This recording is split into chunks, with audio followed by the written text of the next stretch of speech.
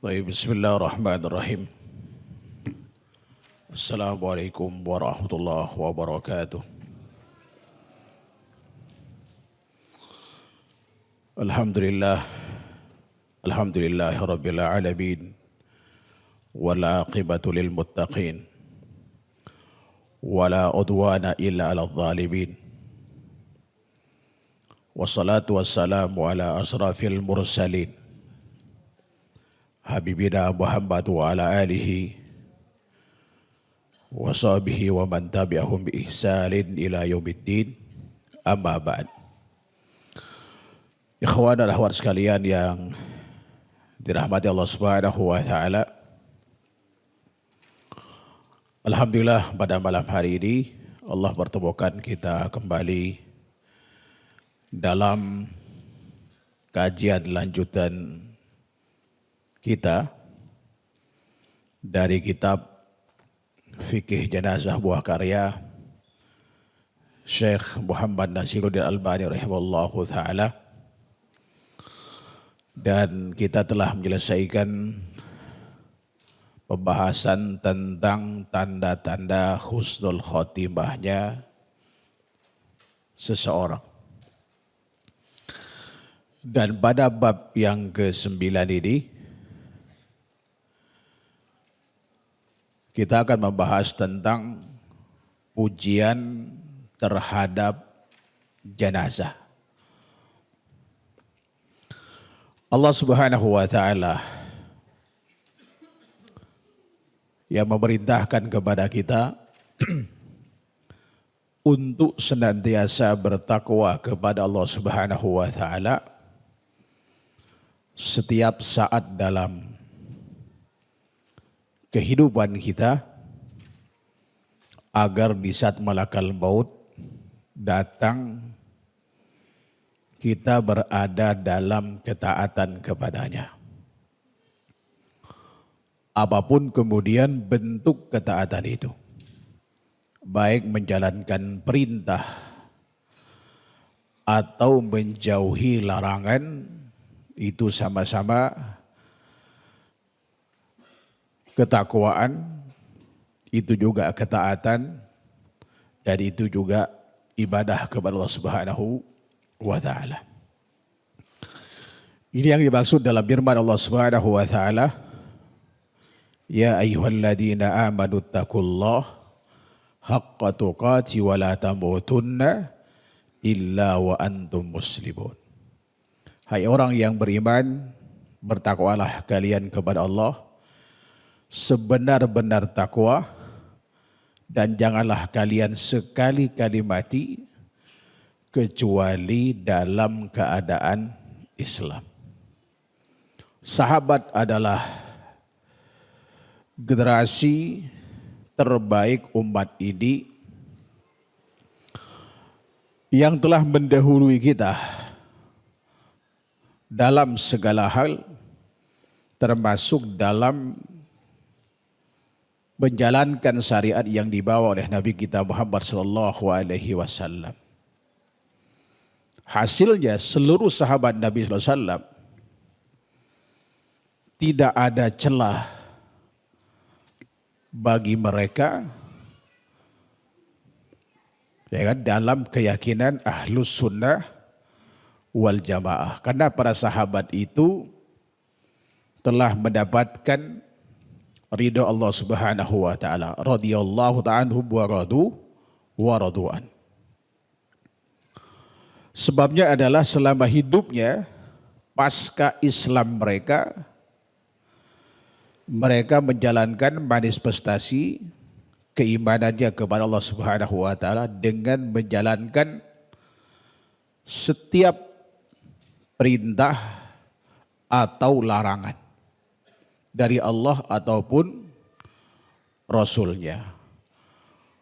Karenanya kemudian pasca wafat mereka,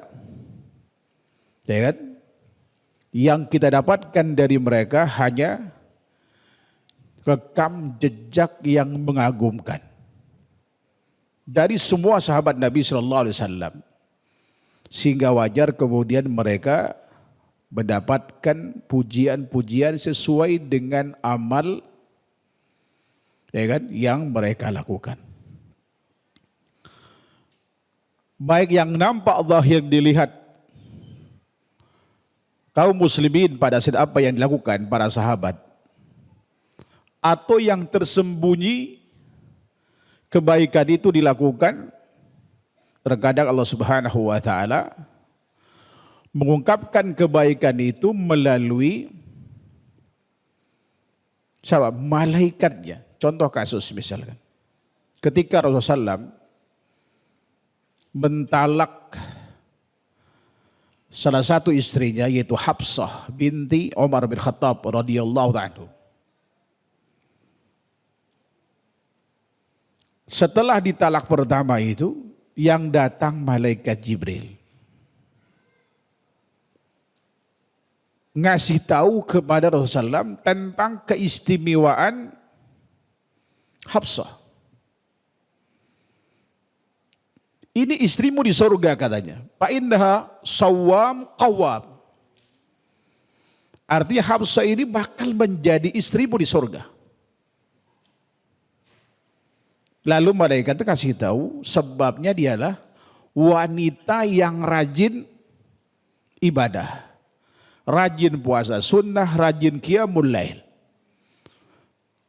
Kalau seorang sudah terkenal dengan ibadah sunnahnya, jangan tanya ibadah wajib. Artinya soal ada kesalahan, konon kesalahan ini karena beliau ini kan temperamen. Hafsah itu temperamen. Saya dulu pernah mempelajari tentang karakter istri Nabi SAW itu. Ada yang temperamen, ada yang pencemburu, macam-macam itu. Nah, hikmah dari balik semua ini agar kita dapat meneladani Rasulullah SAW ketika menghadapi istri kita yang sesuai dengan karakter satu dari sekian istri Nabi SAW. Ya, kalau misalkan pencemburu bagaimana sikap kita? Kalau temperamen bagaimana sikap kita dan seterusnya. Makanya istri Nabi SAW itu lebih dari 4 kan. Ya, konon ada sebagian mengatakan bahwa istri Nabi itu mewakili karakter wanita yang ada itu. Agar kita sebagai suami, sebagai orang tua bisa mengambil sikap yang tepat, ya kan, ketika menghadapi ya karakter istri kita.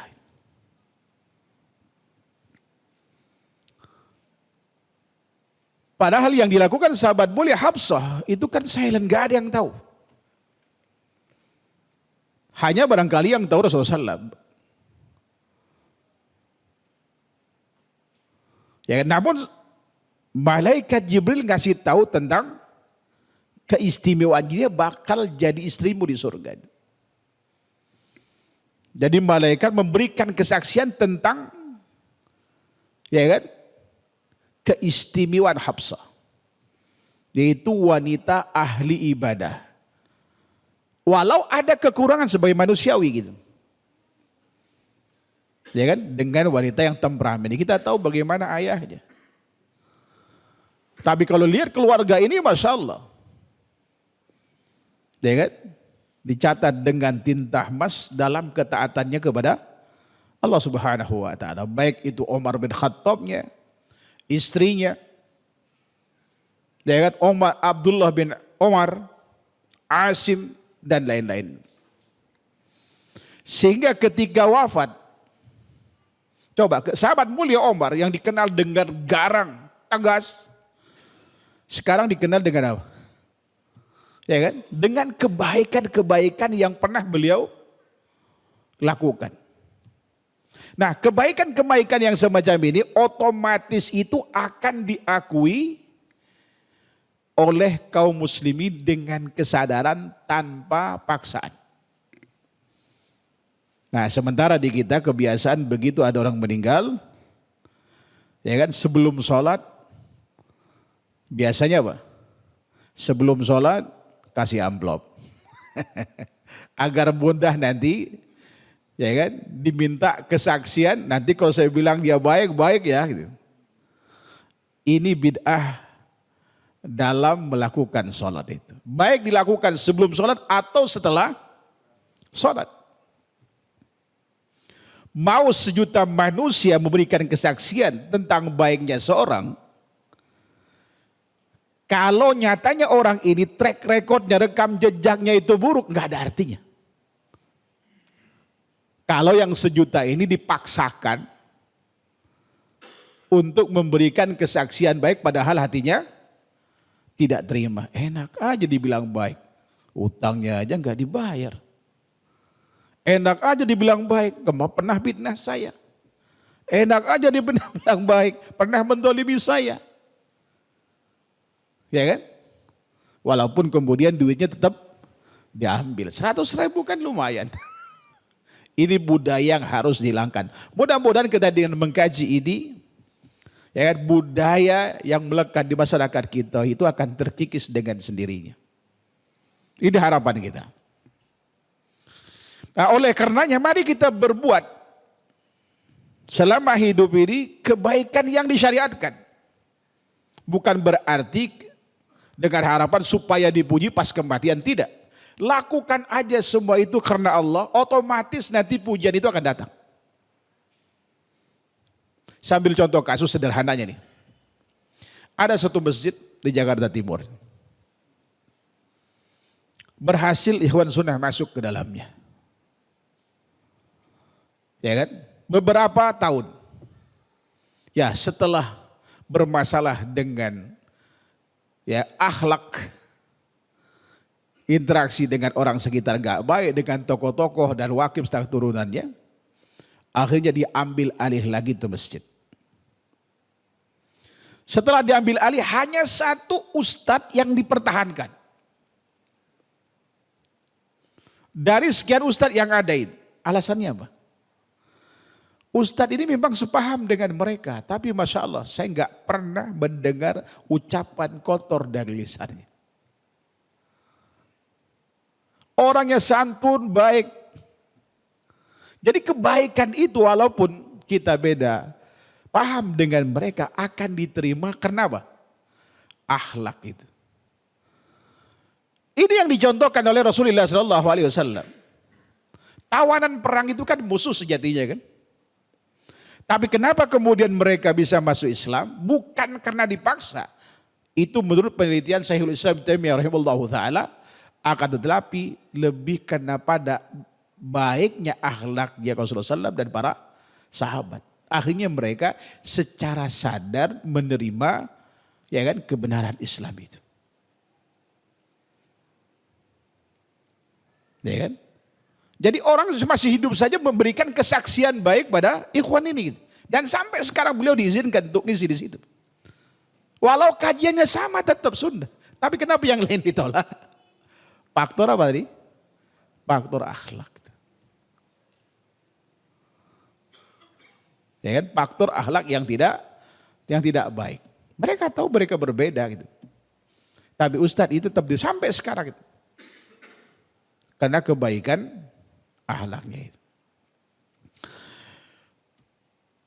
Kemudian saya Al-Albani rahimahullah taala di poin ke-26 ini dari bab ke-9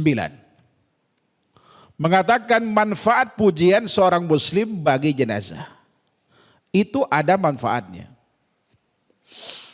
Kata beliau, pujian baik terhadap jenazah yang dilontarkan kaum muslimin yang jujur syaratnya itu. Berarti tidak ada paksaan di situ. Minimal 2 orang, ini menurut Imam Ahmad rahimahullah taala, dari para tetangganya yang arif, suka berbuat kebaikan dan berilmu, bisa membuat dirinya masuk surga atas karunia Allah Subhanahu wa taala. Kesaksian tetangga kita terhadap kita tentang kebaikan kita, ya kan? Di mana kesaksian ini dilandasi kesadaran dia bahwa kita memang benar-benar baik. Ya kan? Dia jujur dan dia orang yang berilmu. Sebab bisa jadi orang suka dengan kita itu ya kan, karena ada kepentingan. Kepentingan duniawi. Padahal sejatinya ya kan, ada sesuatu, ada udang di balik batu gitu. Jadi kalau ada dua orang memberikan kesaksian, orang ini syaratnya dia orang ya muslim tentunya, jujur, amanah, dan dia berilmu menilai kebaikan kita, pasca wafatnya kita, dari orang dekat kita, insya Allah, ya kan, ada peluang surga dengan pengakuan itu. Jadi tidak sembarang pujian, tidak sembarang klaim baik tidaknya orang. Karena bisa jadi orang itu baik, ya kan? Orang sejatinya itu baik. Tapi mungkin karena beda paham, ya kan? Sehingga kemudian dia benci terhadap orang itu. Sehingga yang disebut keburukan-keburukan, padahal sejatinya bukan keburukan. Ya kan? Ya sebagaimana orang kafir, bagaimana sikapnya terhadap Rasulullah SAW. Kurang apa baiknya Rasulullah? Juga para sahabat Nabi SAW kan. Karena kebenciannya.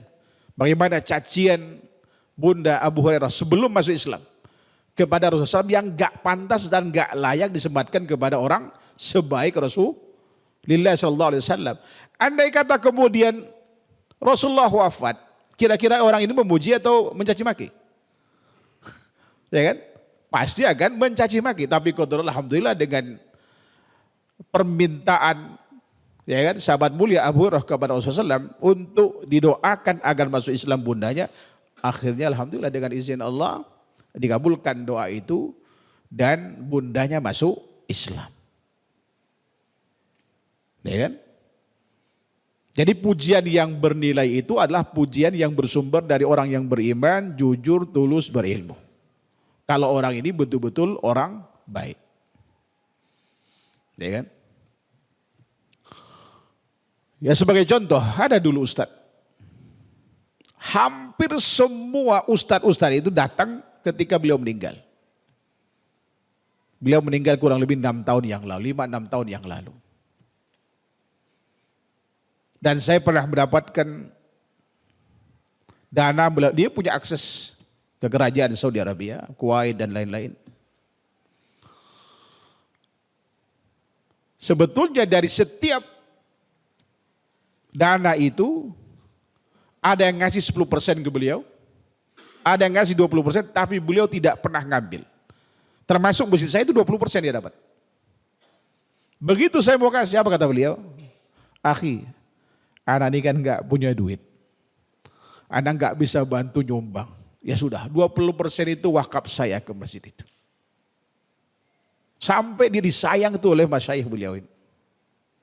Dan ribuan masjid dibangun. Lebih dari 2.000 masjid seluruh Indonesia. Sekolahan dan lain-lain itu. Banyak ustaz-ustaz dibantu. Apa yang terjadi? Bukan hanya pujian baik terhadap beliau. Sholat jenazah, saya di grup pertama. Itu Masya Allah, antri orang di luar itu. Tolong tunggu, jangan ditolong. Berkali-kali, penuh masjid.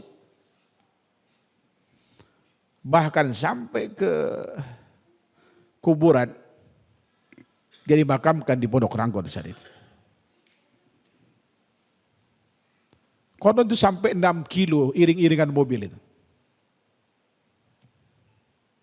Saya sendiri nunggu dari siang.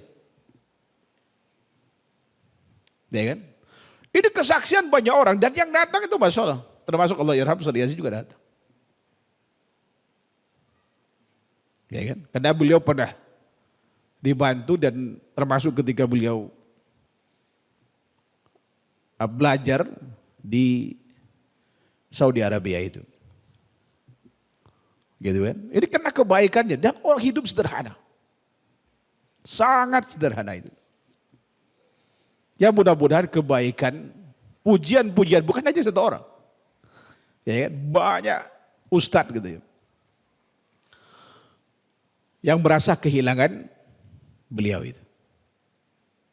Dan mudah-mudahan itu tanda kalau beliau wafat dalam keadaan husnul khatimah. Orang ini tidak familiar. Tapi kalau ustadz umumnya tahu beliau. Tapi kalau untuk awam tidak. Karena beliau juga jarang ceramah. Tapi banyak bantu orang. Rata-rata yang mau ke Madinah, ke Timur Tengah, rekomendasinya itu dulu dari beliau. Cuman begitu pulang dari Madinah, kata beliau, banyak yang melupakan saya. Enggak apa-apa. Ya kan? Rata-rata, ustaz-ustaz senior dari tahun akhir 80-an sampai ke tahun 2005 dia kata-rata rekomendasi beliau itu. Taib. Hal ini berdasarkan hadis dari sahabat mulia Anas bin Malik tentang keistimewaan ya pujian seorang muslim terhadap jenazah tadi itu, insya Allah dengan izin Allah orang ini bakal masuk surga. Sahabat mulia Anas bin Malik berkata, marru ala Nabi sallallahu alaihi wasallam bi janazatin fa'athna 'alaiha khairan wa tataba'atil alsun bil khair. Faqalu kana ma 'alimna yuhibbullah wa rasulah. Faqala Nabiullah sallallahu alaihi wasallam wajabat wa murra bi janazatin fa uthniya 'alaiha syarran wa tataba'atil alsun laha bisyarri faqalu bi'sal mar'u kana fi dinillah. Faqala Nabiullah sallallahu alaihi wasallam wajabat. Faqala Umar bidalaka abi wa ummi. Marra bi janazatin fa usniya 'alaiha khairan faqultu wajabat. Faqulta wajabat. Wa marra bi janazatin fa usniya 'alaiha syarran faqulta wajabat.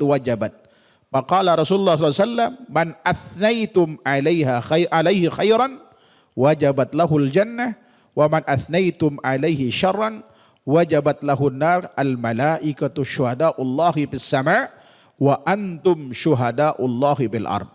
Antum syuhadaullahi bil ard. Antum syuhadaullahi bil ard. Au fi riwayatin wal mu'minuna syuhadaullahi fil ard. Inna lil malaikati tantiku ala alsinati bani Adam bima fil mar'i minal khairi wasyarr.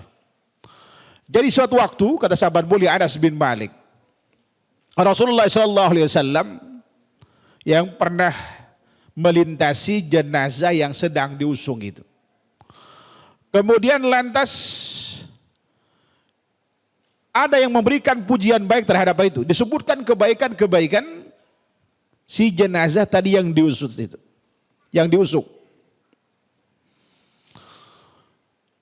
Kemudian dan tidak orang pun ikut menyebutkan kebaikan jenazah itu. Artinya orang yang tahu tentang orang ini semua menyebutkan kebaikan. Contoh katakanlah seperti Ustadz tadi. Ya kan? Karena saya sendiri kenal secara pribadi dengan beliau. Mulai saya ketika kuliah dulu sampai saya pulang. Ya kan?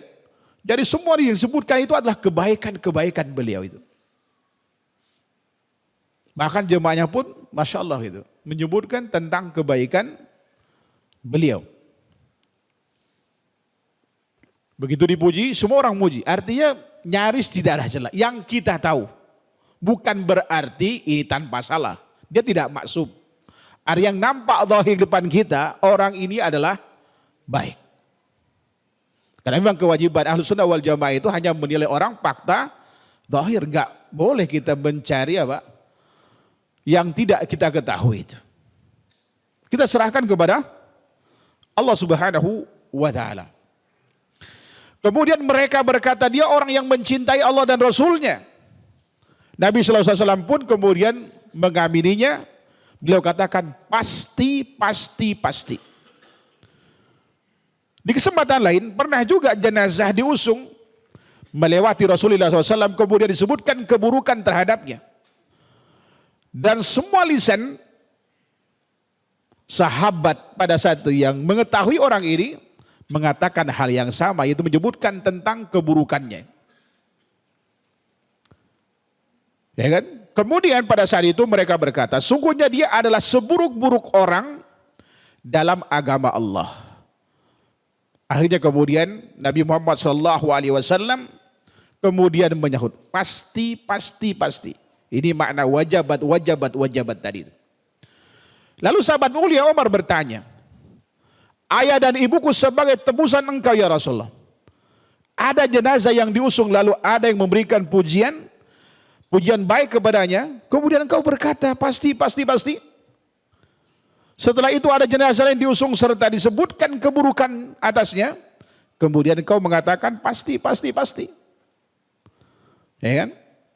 Maka Rasulullah SAW bersabda, barang siapa yang kamu beri pujian baik terhadapnya, maka wajib baginya surga. Sebaliknya barang siapa yang disebut keburukan atasnya olehmu, maka wajib berhak baginya neraka. Lalu beliau berkata, para malaikat adalah para saksi Allah di langit, sedang kalian adalah para saksi Allah di muka bumi. Kalian ini adalah para saksi Allah di muka bumi. Diulang sampai 3 kali Rasulullah SAW. Dalam ayat lain dikatakan, dan orang beriman adalah para saksi Allah di muka bumi. Sesungguhnya Allah memiliki para malaikat yang menyebutkan kebaikan serta keburukan seseorang melalui lidah anak Adam. Hadis ini diriwayatkan oleh Imam Bukhari, Muslim, Nasai dan yang lainnya.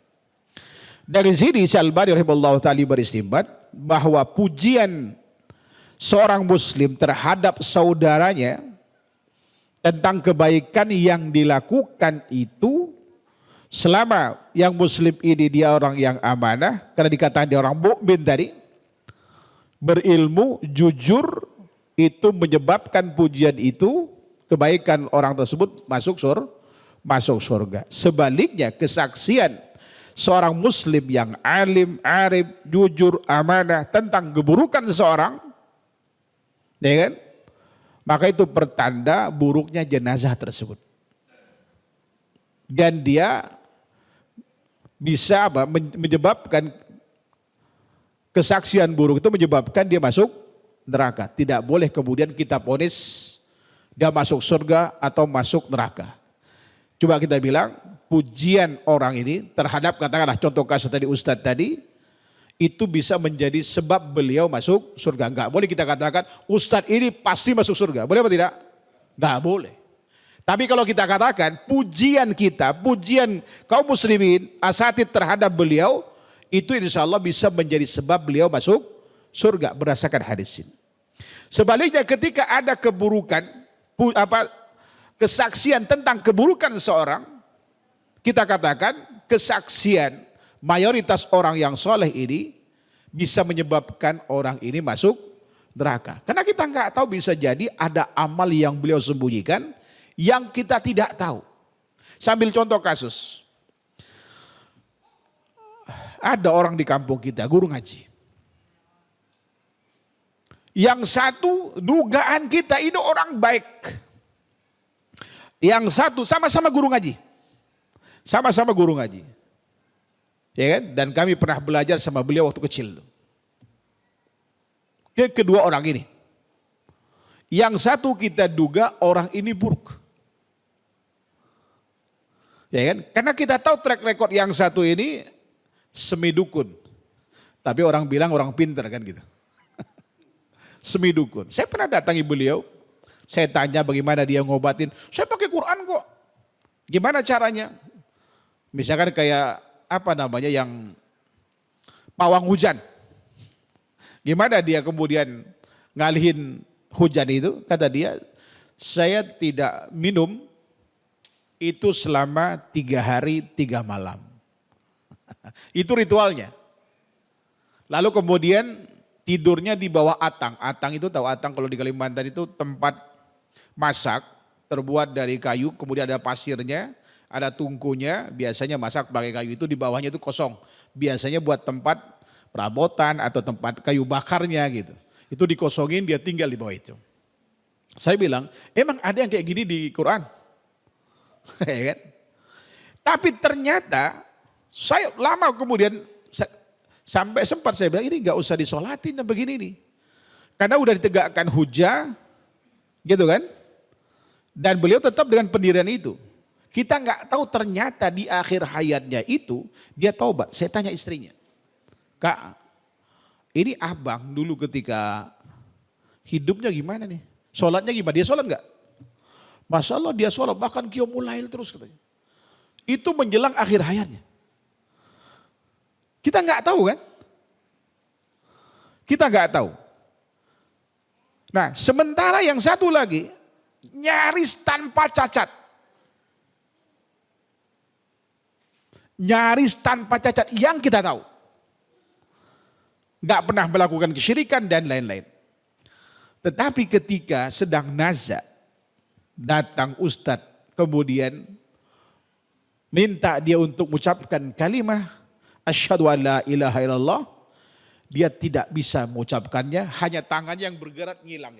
Ada gerakan apa gitu. Saya lupa, ada yang jelas ada nyilangnya dari gerakan-gerakan itu. Ustadz ini nangis. Ada apa dengan suamimu? Apa yang dilakukan? Ceritalah istrinya. Ternyata 4 bulan sebelum meninggal, dia ikut aliran sesat. Nampak zahirnya orang kan? Zahirnya Masya Allah, tanpa cacat, jarang ngomong, apalagi ngomongin orang. Ini salah satu dari guru kami ngaji dulu waktu kecil itu. Saya kaget ketika mendengar satu, ini bayangkan, orang ini image-nya udah buruk sama yang satu ini. Ternyata di akhir hayatnya dia taubat. Yang satu perjalanan hidup mulus. Qadarullah, takdirnya lain, ikut aliran sesat hanya dalam waktu 4 bulan. Ya kan? Bisa sirna kemudian seluruh amal yang pernah dilakukan. Padahal bagi beliau untuk mengucapkan 2 kalimat syahadat sangat mudah. Dia dari pesantren. Tapi tidak mampu itu karena Allah. Ya kan? Mungkin keluhkan lisannya tidak bisa mengucapkan kalimat terbaik itu. Inilah pentingnya tidak boleh kita menghukumi orang itu masuk surga atau pasti masuk neraka, pasti masuk surga kecuali dengan dalil. Kalau kita lihat seseorang yang nampak zahirnya baik, kita katakan kesaksian orang atas kebaikan beliau itu bisa menyebabkan beliau masuk surga. Tidak boleh kata pasti dia masuk surga, pasti penghuni, nggak boleh. Begitu pula ketika kesaksian ya kan kaum muslimin dengan syarat tadi terhadap keburukan seseorang, ya kan kita katakan yang bisa kita katakan hanya apa? Dengan kesaksian ini bisa menjadi sebab dia masuk neraka. Enggak boleh kemudian kita katakan dia pasti masuk neraka. Nah, oleh karenanya apa yang bisa kita ambil pelajaran dari sini? Kita dari sekarang persiapkan diri untuk melakukan yang terbaik. Sebelum kita apa? Wafat. Bukan untuk tujuan ini tidak, ini otomatis. Kalau kita melakukan amal saleh sebagaimana yang disyariatkan, insya Allah, ya kan, pujian itu akan didapatkan secara otomatis. Banyak kemudian orang-orang baik yang betul-betul tulus dalam memberikan bantuan dan lain-lain itu, mereka enggak pamrih, Pak. Ya kan, enggak pamrih. Ada, sangat banyak, enggak banyak. Tapi yang banyak itu, ya kan, kalau ngasih dipublish, kudu dipoto, kudu diginiin gitu kan. Ini yang terjadi. Ya, tapi mereka yang senyap itu Masya Allah itu. Tiba-tiba beliin karpet di masjid. Gak banyak cincong dia. Ya kan, gak banyak cincong. Adzan? Adzan. Baik, wallahu ta'ala alam. Wa sallallahu Muhammad wa ala alihi wa sahbihi wasallam. Subhanakallahumma wa bihamdika asyhadu an la ilaha illa anta astaghfiruka wa atubu ilaik. Assalamualaikum warahmatullahi wabarakatuh.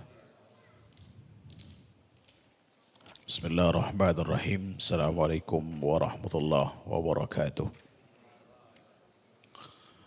Bismillah. Wassalatu wassalamu ala Rasulillah wa ala alihi wa sahbihi wa mawala amma ba'd. Dari hadis yang diriwayatkan oleh Imam Bukhari dan Muslim dan yang lainnya, dari sahabat mulia Anas bin Malik tadi menunjukkan bahwa pujian seorang muslim yang alim, jujur dan amanah terhadap saudara muslim yang meninggal, minimal 2 orang memberikan kesaksian tentang kebaikannya menjadi sebab jenazah tersebut masuk surga. Sebaliknya, kesaksian 2 orang yang sama terhadap keburukan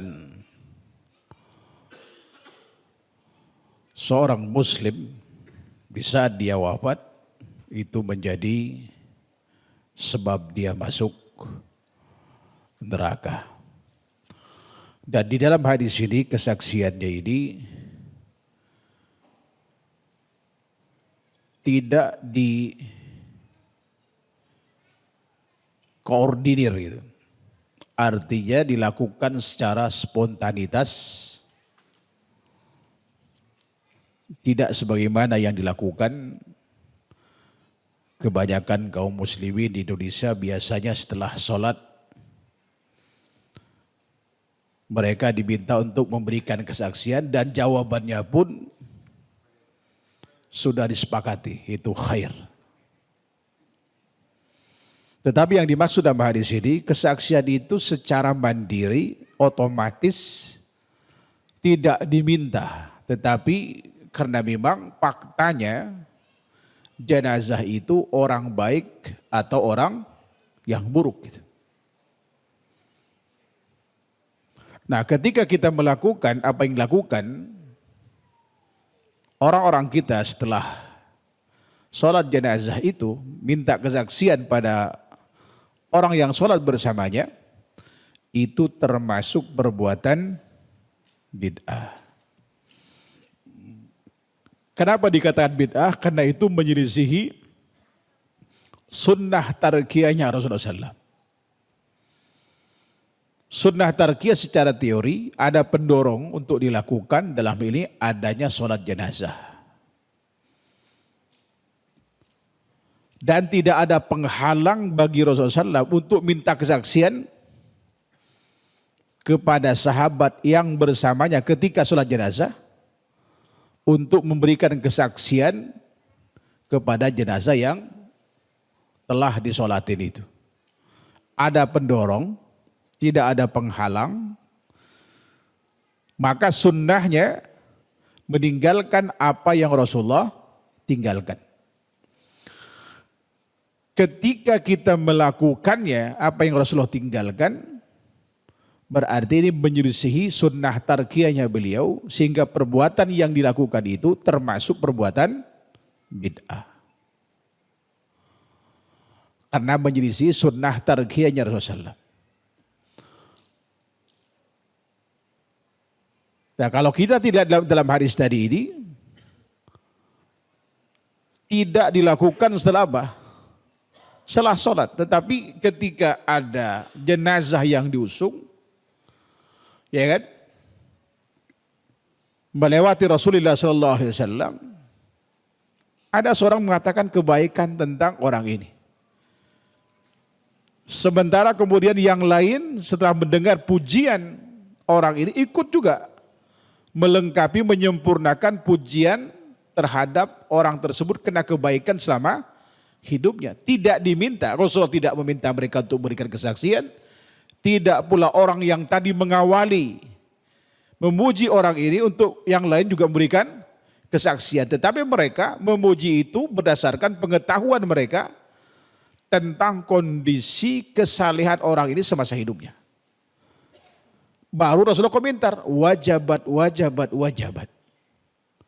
Begitu pula ketika diusung jenazah dan Rasulullah melewati Rasulullah, dan ada seorang kemudian memberikan kesaksian tentang keburukan perilakunya, ya, lalu kemudian yang lain memberikan kesaksian yang sama, melengkapi keburukan-keburukan yang pernah dilakukan oleh jenazah tersebut.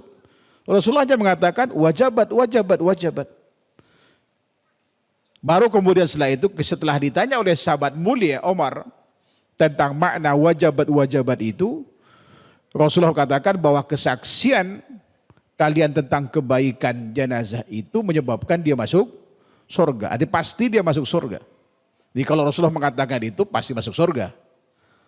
Ya kan, sebab Rasulullah adalah orang yang diutus Allah Subhanahu wa taala yang diberitahu sebagian kabar gaib terhadap beliau melalui apa? Wahyu. Begitu pula sebaliknya. Yang satu lagi, Rasulullah katakan setelah diberikan kesaksian keburukan oleh banyak sahabat, pasti dia apa? Masuk neraka. Dan ini tidak bisa dijadikan dalil pembenar, disyariatkan minta kesaksian ya kan secara aklamasi kepada orang yang sholat bersama kita, ya kan, ketika menyurati jenazah untuk memberikan kesaksian bahwa orang ini pasti baik gitu. Ya kalau diminta jujur, yakin masing-masing orang akan mengatakan sesuai dengan pengetahuannya. Ya memang dia baik sih tapi dulu pernah begini, kan begitu kan. Memang dia begini dan segala banyak, saya kira komentarnya akan beragam. Atau mungkin ada di antara mereka yang tidak tahu tentang orang ini sama sekali. Bisa jadi disulatin di masjid misalkan tiba-tiba ada orang sapar, ya kan, ikut menyulatin di sana yang sama sekali tidak ada pengetahuan, ya kan, orang ini terhadap jenazah yang disolatin. Kalau dia tahu itu sholat jenazah ikut aja gitu kan. Bagaimana kemudian dia memberikan kesaksian baik tidaknya orang itu padahal dia tidak tahu. Kalau dia memberikan kesaksian sesuatu yang dia tidak tahu, itu kesaksian palsu. Itu kesaksian palsu. Atau kita nih, tahu orang itu buruk, tahu orang itu bermasalah dalam hidupnya, banyak catatan buruknya daripada catatan baiknya, walaupun kita nggak mengingkari kebaikannya, lalu kemudian kita pastikan dia orang baik karena diminta tadi, berarti sama kita memberikan kesaksian palsu. Kesaksian palsu itu dosa kecil atau dosa besar? Dosa besar. Ya kan? Itu dosa besar. Enggak boleh kita memberikan kesaksian palsu. Kalau kita tahu dia buruk, diminta untuk memberikan kesaksian baik, sebaiknya kita diam. Ya kan? Sebaiknya kita diam. Atau sebaliknya dia orang baik dibilang buruk. Ya kan? Kita berani mengatakan dia baik. Yang saya tahu dia baik. Atau kalau khawatir misalkan takut menjadi fitnah dengan kita mengatakan dia baik menyelisih mayoritas orang, padahal kita tahu orangnya baik, ya diam saja. Dan insya Allah cukup kita memberikan kesaksian tanpa kemudian kita utarakan ke orang lain bahwa dia baik. Ya cukup kita katakan pada pasangan kita, oh Masya Allah itu orang tuh baik sekali. Ya kan? Allah akan dengar itu semua. Perbincangan ya kan tentang kebaikan kita pasca meninggal kita, walaupun gak ada orang lain menyaksikan, hanya mungkin 2-3 orang memberikan kesaksian, insya Allah itu cukup menjadi kesaksian tentang baik tidaknya orang tersebut. Jadi gak perlu diminta kesaksian secara khusus. Bukan hanya itu menjadi sunnah, perbuatan yakun bid'ah itu termasuk pemaksaan kepada orang untuk memberikan kesaksian palsu. Dan itu termasuk dosa besar. Dan kita harus hindari.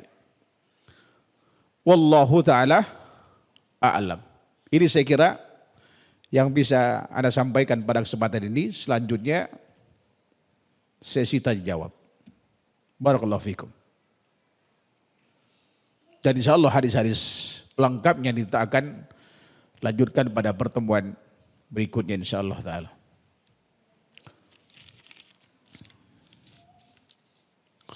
Assalamualaikum warahmatullahi wabarakatuh. Waalaikumsalam warahmatullahi wabarakatuh. Mohon pencerahan Ustadz, kami sering buang angin tanpa suara, tanpa bau.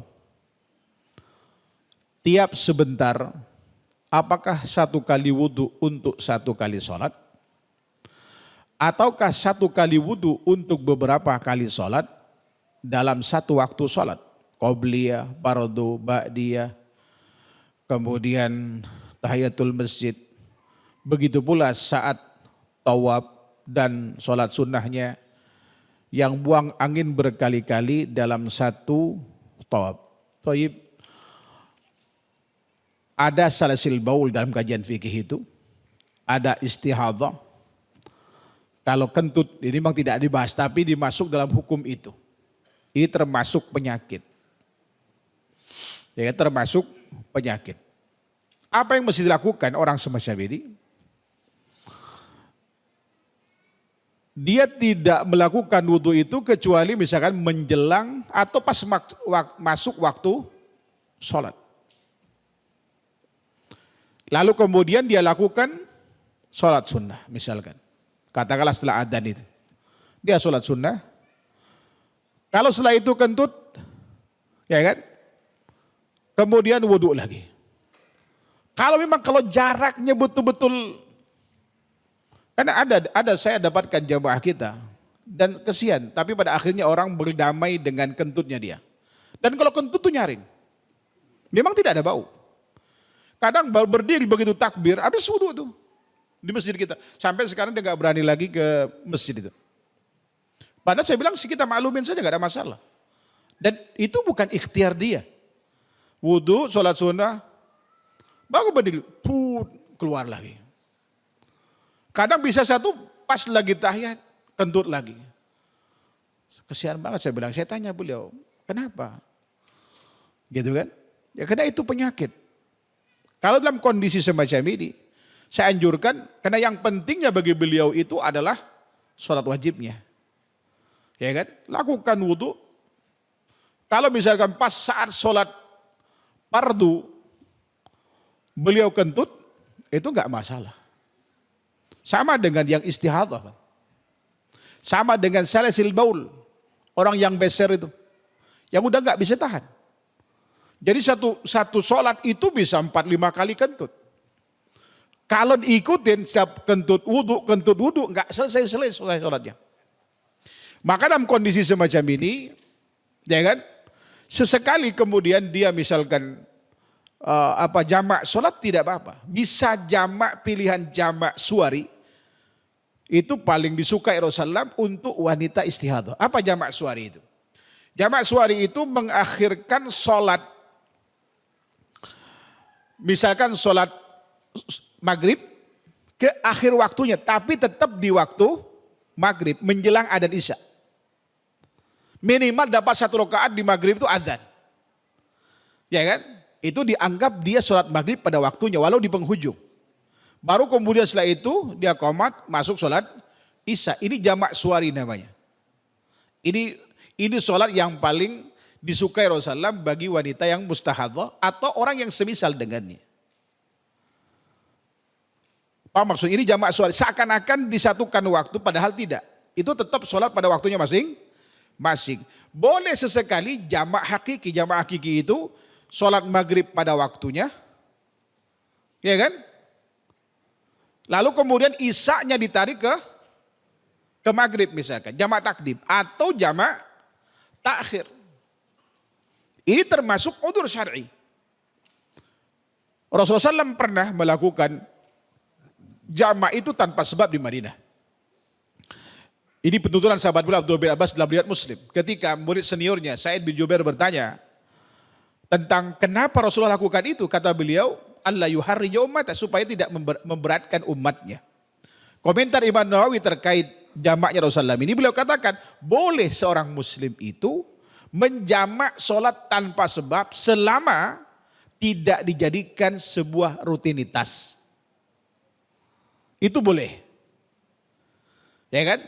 Walaupun afdalnya yang disyaratkan oleh para fuqaha itu adanya masyaqqah, adanya kesulitan melakukan sholat pada waktunya masing-masing. Dan ini termasuk masyaqqah ini.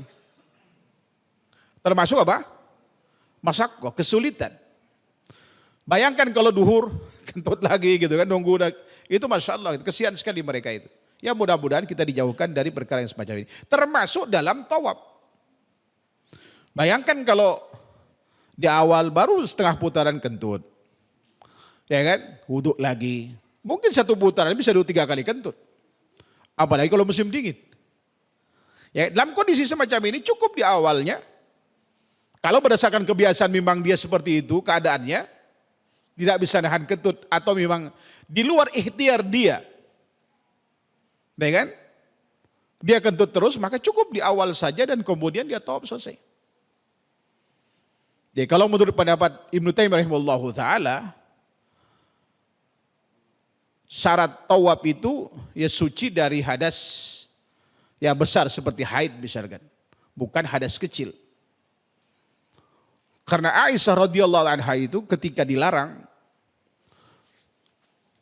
untuk melakukan tawaf ketika haid. Ib'ali ma yaf'alul hajj, kata beliau dalam Bukhari. Illa an tatufi bil bait hatta tathuri. Lakukan apa yang dilakukan oleh seorang haji itu kecuali Anda tidak boleh tawaf di Baitullah sampai Anda suci. Karena itu dianggap apa? Hadas besar gitu kan.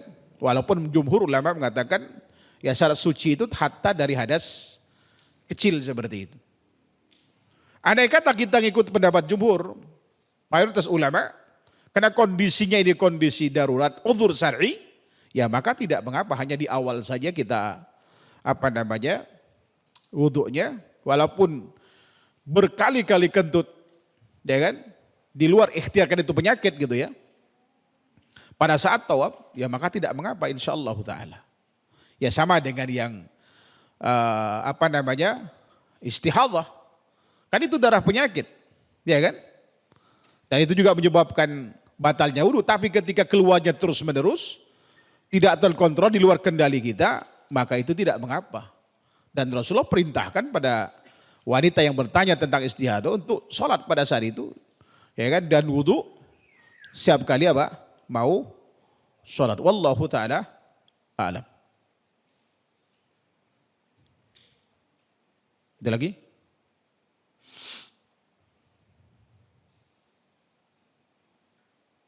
Ibu-ibu,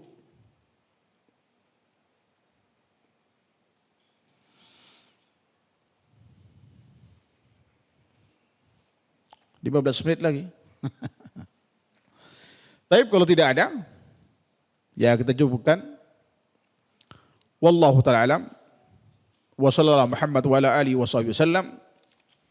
Subhanakallahumma wa bihamdika. Asyhadu an la ilaha illa anta wa astaghfiruka wa atubu ilaik. Assalamualaikum warahmatullahi wabarakatuh.